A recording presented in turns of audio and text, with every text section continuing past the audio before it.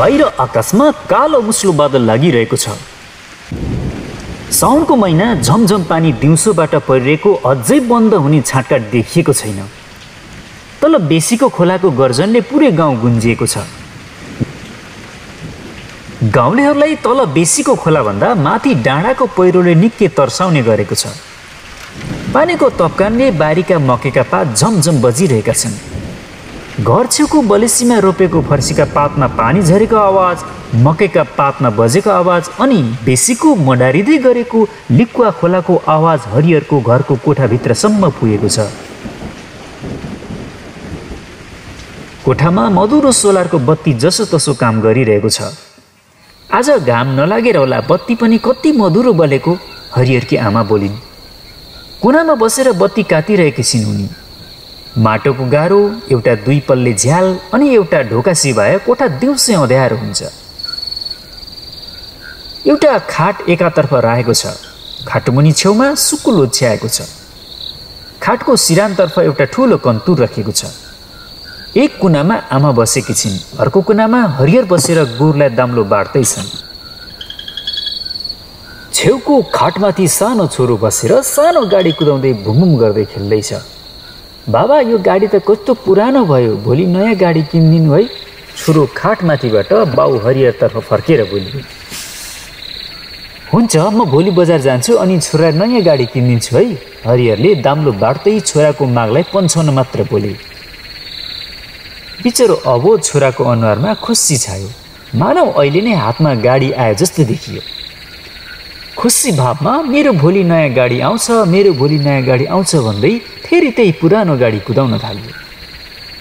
होइन, यो सपनालाई पनि कति बेर लागेको जुठा भाँडा सफा गर्न, यहाँ छोरो सुताउन ढिलो भइसक्यो, हरिहरकी आमा बोलिन्। बेलुकीको खाना खाइसकेपछि हरिहरकी श्रीमती सपना तल जुठो भाँडा सफा गर्दैछिन्। सपना, ए सपना, हरिहरको आवाज तल भान्सासम्म पुग्यो। आए आए, तल भान्साबाट सपना बोली। सपना भान्साको काम सकेर यसो मोबाइलमा अलमल गर्दै थिइन्। हरिहरको आवाजले सायद उनलाई केही झर्को लाग्यो। उमेरले पनि होला, सपना रमझम हेलो हाईमा अलिक मन गर्न रुचाउँछिन्। हरिहर उमेरले उनीभन्दा 1 दशकभन्दा पनि धेरका छन्। फेरि व्यवहार अनि परिपक्वताले पनि हरिहर सपनाभन्दा फरक छन्।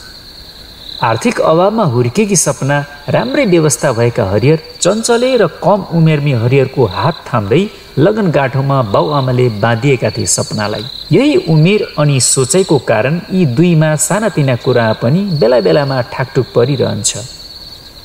सपनाले तलको ढोका बन्द गर्दै माथि निस्किन्। कोठामा छोरो निन्द्राले व्याकुल भएर आमा खोज्दै ठुस्किन थालिसकेको थियो। सपना छोरो बोकेर आफ्नो कोठातर्फ लाग्छिन्।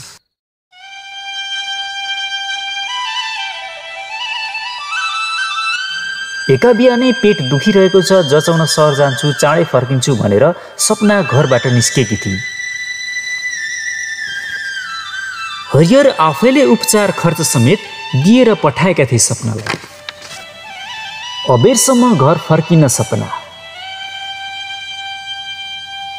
फोन गर्दा अफ थियो। बेलुकासम्म बाटो हेरे घर परिवारले, तर अत्तो पत्तो भएन सपनाको। केही दिन अगाडिदेखिको चालचलन तथा दैनिक जीवनशैलीलाई सम्झिए हरिहरले। हतार हतारमा कोठामा गएर लुगाफाटा हेर्छन्। न लुगाफाटा नै छन्, न गरगहना नै। हरिहर थुचुक्कै बसे। पुरै कोठा फनफनी घुमे चाहिँ लाग्यो हरिहरलाई। टाउकोमा ठुलो पत्थरले हिर्काए जस्तै भयो। आफूभन्दा पनि आफ्नो दुधे छोरो सम्झिए। जोसँग गई जहाँ गई उसैको जिन्दगी, उसको अधिकार र उसको इच्छा। तर उसको जिन्दगीसँग जोडिएको अरूको जिन्दगीको कुराले हरिहर छाँगाबाट खसे चाहिँ भए। के गर्ने के नगर्ने हरिहरले केही सोच्नै सकेनन्। हरिहरले आफ्नो जिन्दगी चलाउने सम्झिए। तोते बोली बोल्ने त्यो अबोध बच्चाको बारेमा सोचे। अनि काखको दुधे बालक, अङ्गलाभरिको श्रीमान, मनभरि पाएको माया छोडेर जाने निर्दयीदेखि मनैबाट रिस उठेर आयो। हुन त हरिहरले सपनाको चालचलनका बारेमा केही महिना अगाडिबाटै थाहा पाएका थिए। मेलापात, घरधन्दा जता पनि मोबाइलमा झुन्डिरहेकी हुन्थिन्। उमेरमा साथीभाइसँगको गफगाफ हाँसी मजाक सामान्य होला भनेर सम्झेका थिए।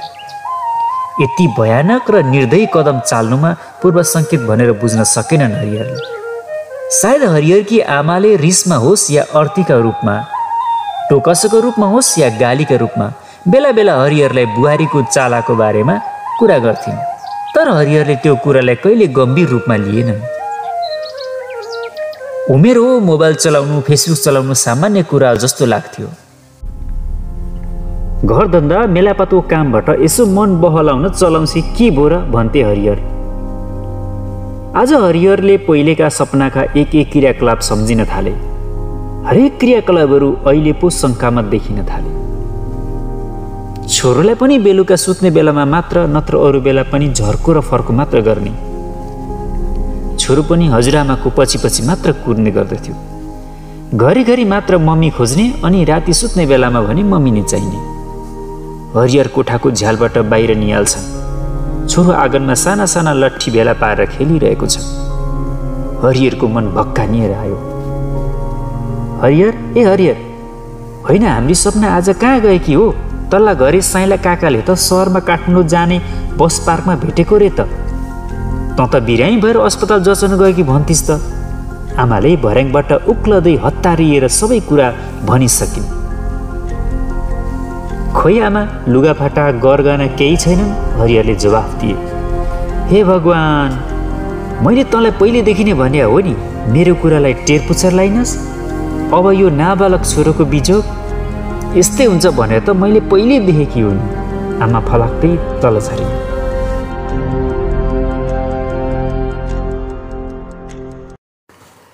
एक बेलुका खानपान सकेर माथि चढेका थिए हरिहर, आमा र नाति। हरिहरको छोरो माथि खाटमा बसेर खेल्दै थियो। सपनाको एउटा पुरानो साडी खोपामा रहेछ। छोरोले देखेछ। आमा आमा, मम्मी किन नआएको भनेर सोध्यो छोरोले। हरिहर र आमा कसले जवाफ दिने भनेर मुखामुख गरे। आमाले भोलि आउँछ बाबु, आउ सुत्न जाम अब भन्दै नातिको छेउमा गइन्। भोलि कहिले आउँछ आमा? हरिहरको छोरोले सोध्यो। कस्तो प्रश्न अब भने आमासँग जवाफ थिएन। आमा आमा, मम्मी मलाई गाडी लिन जानुभएको हो? नातिका एकपछि अर्को प्रश्न आउँदै थिए। हजुरआमासँग जवाफ थिएन। तानेर काखमा लिन हजुरआमाले। आँखाभरि आँसु टिपिलायो हजुरआमाको। बिचरो दुधे बालक मातृवियोगको साह्रै पीडादायक हुँदो रहेछ। हरेक पटक पटक झुट बोल्नु पर्ने, टार्नु पर्ने। बिचरो जे भने पनि पत्याउँछ। हजुरआमाको तातो काखमा कतिखेर नाति रुपुक्क निदाएछ। भिरबाट हाम फालेर मरेकी भए नि मरी भन्न हुन्थ्यो, ढुक्क त हुन्थ्यो। यस्तो नानीको बिजोग आमाले हरिहरलाई सुनाउँदै भनिन्। धेर स्वतन्त्रता पाएर बिग्रिएकी नारी भएपछि अनेक दुःख जित्न सक्नुपर्छ। खै त, तँ 5 वर्षको हुँदा मेलामा गएका सासू ससुरा श्रीमान सबैलाई पहिरोले लग्यो। मेरो पनि उमेर थियो, वैंश थियो र पनि आफ्नो डेग छोडिन। एक्लै गरी खाएँ, तँलाई हुर्काएँ, आमा भन्दै गइन्। हरिहर चुप्प लागेर सुनि मात्र रहे। अब घरको बाहिरको म एक्लै कसरी सक्नु? कार्की कान्छाकी जेठानकी छोरी छे रे, साह्रै सिल स्वभावकी। बिचरी 2 महिनाकी हुँदा आमा खसेकी रे। बाउले कान्छी ल्याएर भारततिर हिँडेको रे। हजुरआमाले बनिबुतो गरेर हुर्काएकी रहेछिन्। यत्रो महिना भइसक्यो, अब चुप लाएर बस्नु हुँदैन। म भोलि नै गएर कुराको टुङ्गो गर्छु। आमाको कुरोमा हरिहर केही बोलेनन्। अझै सपनालाई हरिहरले बिर्सन सकेका थिएनन्। मात्र खै शब्द निस्कियो हरिहरको मुखबाट। आमा नाति लिएर अर्को कोठातर्फ गइन्।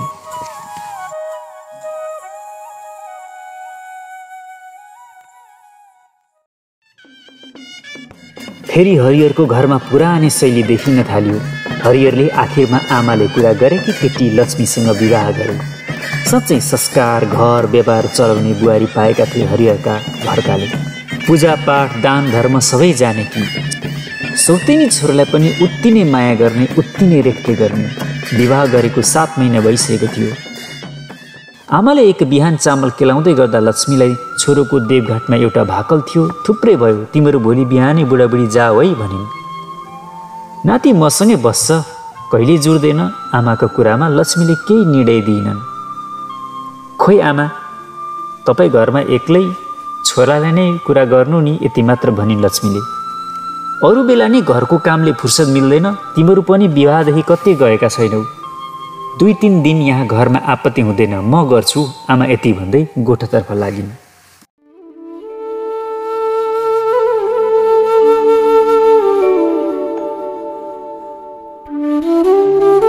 हरिहर अनि लक्ष्मी देवघाट गए। हरिहरकी आमा अनि हरिहरको छोरो घरमै बसे। देवघाटमा तल नदीमा स्नान गरी हरिहर अनि लक्ष्मी माथि निस्कदै थिए। नदीतर्फ आउँदै गरेकी एउटी नारीसँग एक्कासी आँखा जुझ्यो हरिहरको।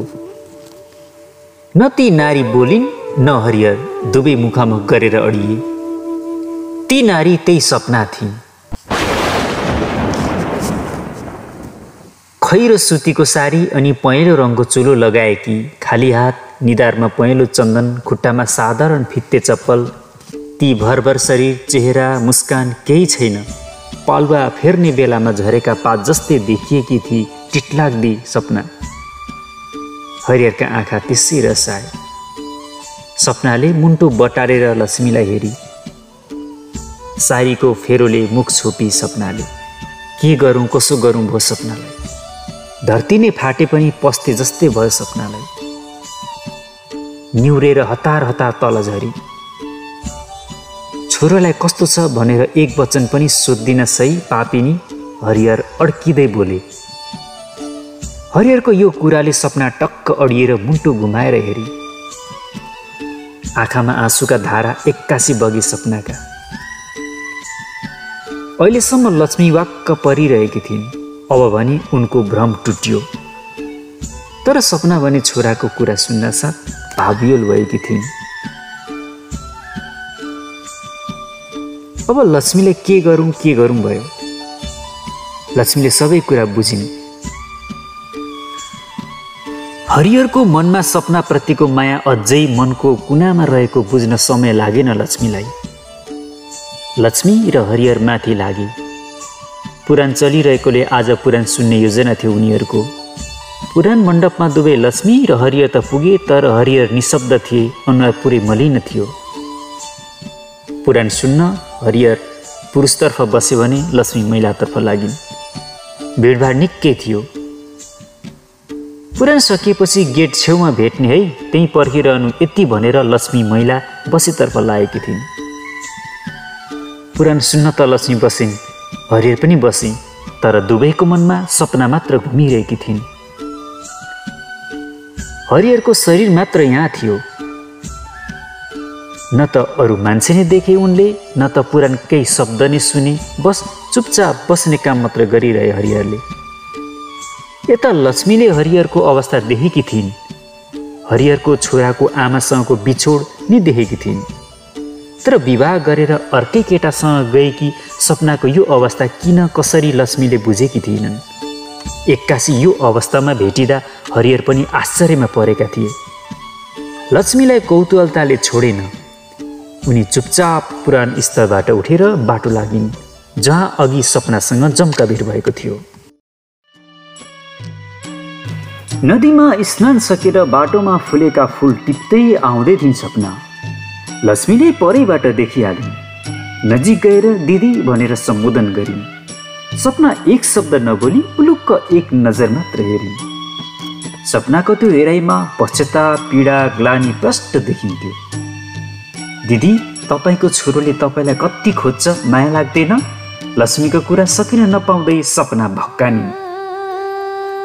लक्ष्मीले गएर सपनाको हात समाइन्। सपनाले लक्ष्मीलाई अङ्गालो हालेर रुन थालिन्। लक्ष्मी त्यसै त दयाकी मूर्ति थिइन्, झन् यो अवस्थाले उनलाई पनि रुवायो। एकछिनपछि लक्ष्मीले सोधिन्, दिदी, मलाई त अर्कैसँग विवाह गरेर जानुभएको भनेका थिए त, तर तपाईँ त यो अवस्थामा यहाँ कसरी? लक्ष्मीले प्रश्न गरिन्। हो बहिनी, मेरो बुद्धिले डाँडा काटेको थियो, आँखा टालिएका थिए।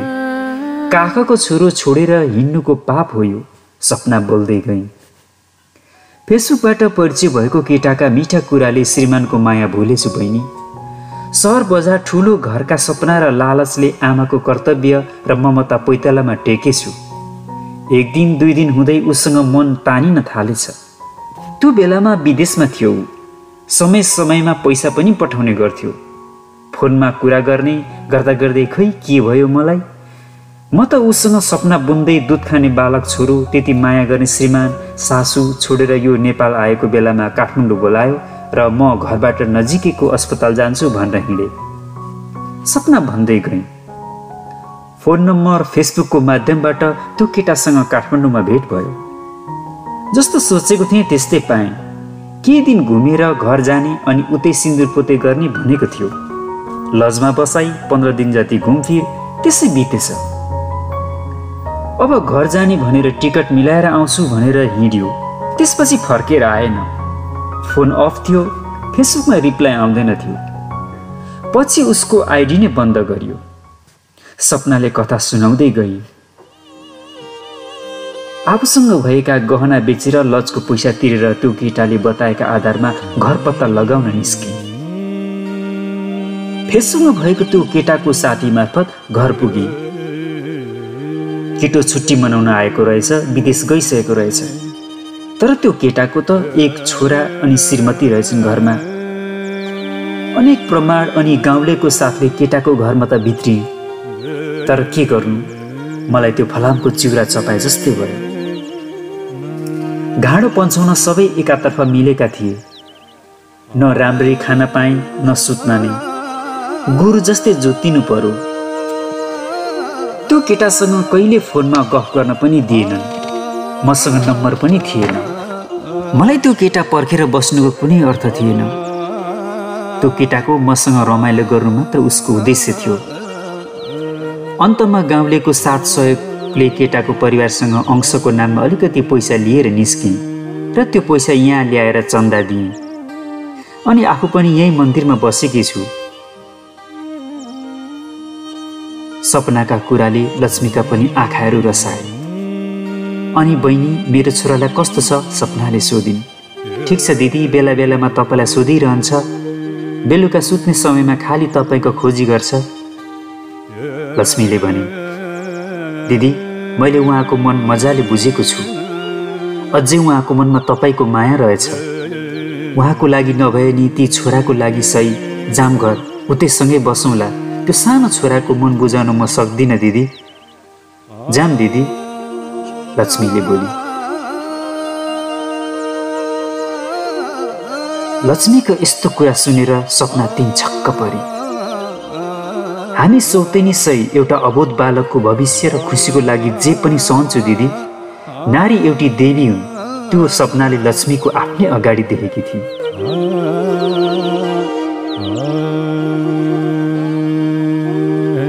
सुरुमा आफ्नो अडानमा रहेकी सपनाले पुराना कार्यको प्रायश्चित गर्न अनि छोराकै लागि गाउँघरका मान्छेको अगाडि लाचार भएर पनि जाने मनसायमा ढल्किँदै गई सपना। तर हरिहरको डर थियो। सपनाले तुरुन्त निर्णय लिन सकिरहेकी थिइन। लक्ष्मीले धेरै बेरसम्म सम्झाई। सपना बोली, बहिनी, मैले मेरो स्थान र छोडेर आइसके। बस छोरालाई आँखाभरि देख्न पाऊँ। बारीमा सानो झुप्रो हालेरै बनिबुतो गरेर खान्छु। यति भन्दै सपना रुँदै लक्ष्मीको खुट्टा समाउन पुगी। लक्ष्मीले तानेर अङ्गालो हाल्दै, नरुनी दिदी, हिँड्नु माथि उहाँलाई भेट्न भनेर लक्ष्मी पछाडि फर्की। पछाडि फर्किँदा त हरिहर कतिखेरबाट यी सबै कुराहरू सुनिरहेका पो रहेछन्। सपना र लक्ष्मी झस्किए। हरिहर मलिन र भावुक थिए। आँखाभरि आँसु टिलपिलाउँदै हरिहर बोले, तँसँगको सम्बन्ध त सायद खै छैन होला, तर एउटा अबोध बालकको काख खोसिएको पीडा मैले सहन सकिनँ।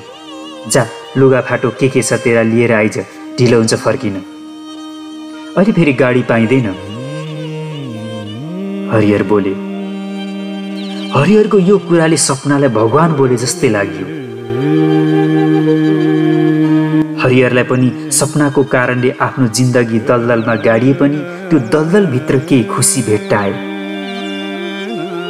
सपना आँसु पुस्दै दौडेर गएर हरिहरको खुट्टा हातले छोएर लक्ष्मीको छेउमा आई।